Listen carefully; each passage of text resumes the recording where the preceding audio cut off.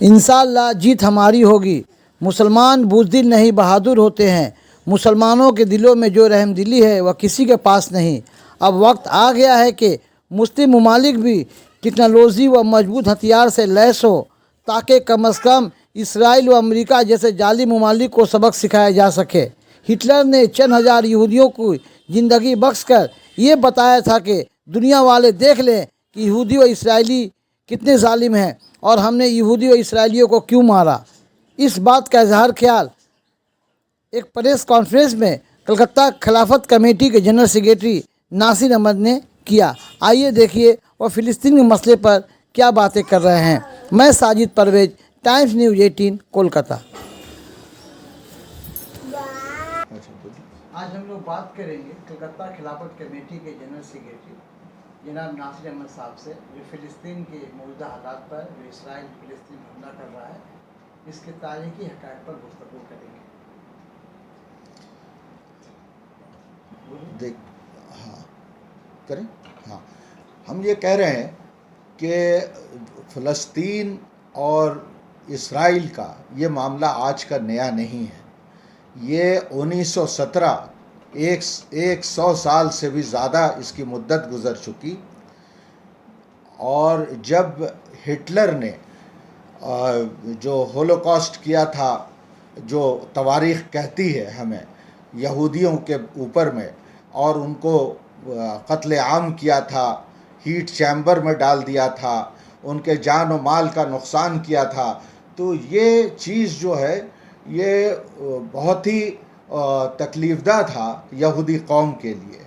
और यहूदी कौम कुछ तो अपने करतूत की वजह से, उनका जो कैरेक्टर था, उनका जो इकोनॉमी था, वो ये था कि किस तरह से हम अपने माल के ऊपर वो सूद लेते थे, वो सूदी कारोबार करते थे।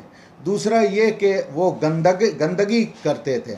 फिर तीसरी ख़ुशियत उनके अंदर में ये थी कि वो आपस में एक दूसरे भाई को लड़ाने की हमेशा कोशिश करते रहते थे। तो जिसकी वजह से पूरे यूरोप से उनको मुल्क बदर किया गया, उनको निकाला गया। तो जिसकी वजह से वो इधर उधर भटकते रहे, उनका जान माल सब चीज़ जो है ख़त्म हो गया। उनके पास में सिर्फ दो दौलत रह गई, जिसको लेकर के वो वहाँ से यूरोप से रुखसत हुए। एक उनका हीरा का कारोबार था, वो हीरा वो ले लिए इसलिए कि हीरा बहुत ही छोटे जगह में रह सकता है। और दूसरा उनका ब्रेन था, और ब्रेन की वजह से उन्होंने बराबर अपना ब्रेन का इस्तेमाल उन्होंने बराबर किया। और ये दोनों चीज़ ही वो लेकर के निकले, बाकी कोई माल और असबाब कुछ भी नहीं था। उस वक्त बरतानिया की हुकूमत हिंदुस्तान पर भी थी और फ़लस्तीन के ऊपर में भी थी, जिसको पैलेस्टाइन कहते हैं, उस वक्त में भी कहते थे। और वहाँ पे उनकी हुकूमत थी।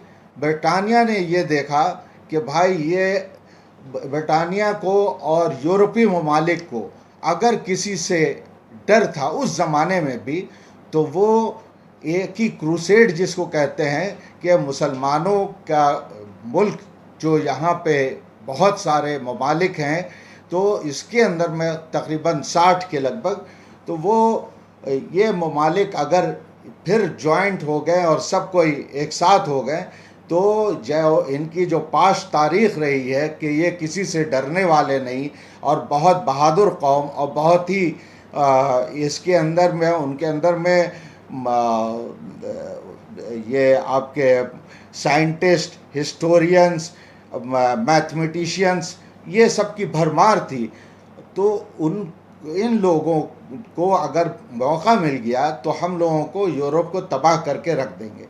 तो इसलिए एक बैलेंसिंग ये करने के लिए ब्रिटानिया ने यहूदियों को आबाद किया, कहाँ? फ़लस्तीन में, पैलेस्टाइन जिसको कहते हैं।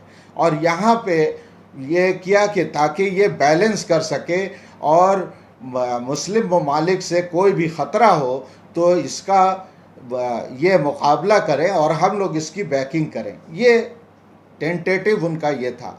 1917 के बाद से, अच्छा, मुसलमानों ने, वहाँ के जो मुसलमान थे वो ज़्यादातर या तो काश्तकार थे या भेड़ बकरी के चलाने वाले थे या कम पूंजी के मालिक थे। बहुत ज़्यादा अफराद पैसा वहाँ पे नहीं था पैलेस्टाइन में।